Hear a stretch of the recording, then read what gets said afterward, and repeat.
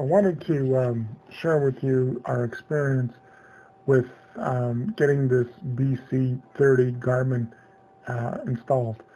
So this is my second installation. So one of the things we did is looked at pulling out the lens from the back, and you unscrew it and then just pull it back towards you. And what you'll see in here is a cavity, and as you go through it, you'll see there is also a hole in the bottom of that goes down. This is an ideal spot to place your Garmin transmitter.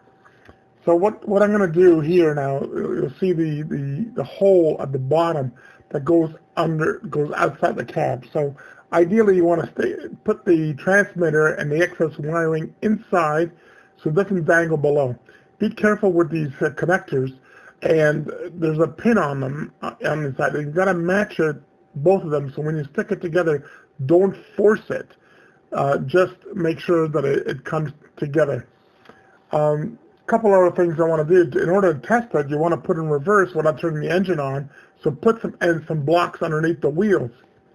When you got the camera installed, you want to type in the backup camera in the settings, add the new one, and click OK. So it's going to tell you to put it in reverse, turn the power off, click OK. Now you put it in reverse, and it's going to find the camera back there that you connected, right?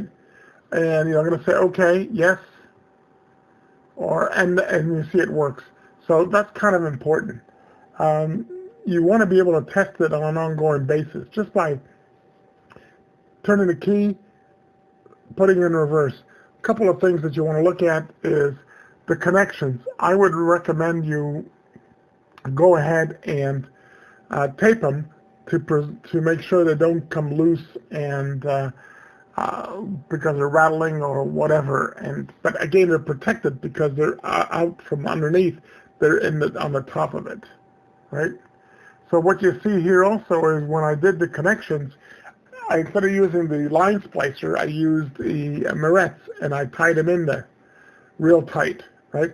I also spliced the a little bit longer on the BC30. I made it an inch so that it would make the connection even stronger, right? So what you see when you're underneath, you'll see the cable coming down through the hole from the bottom of the brake light. And once you've done it all, of course, you got to test it one more time before you close it all up. Again, put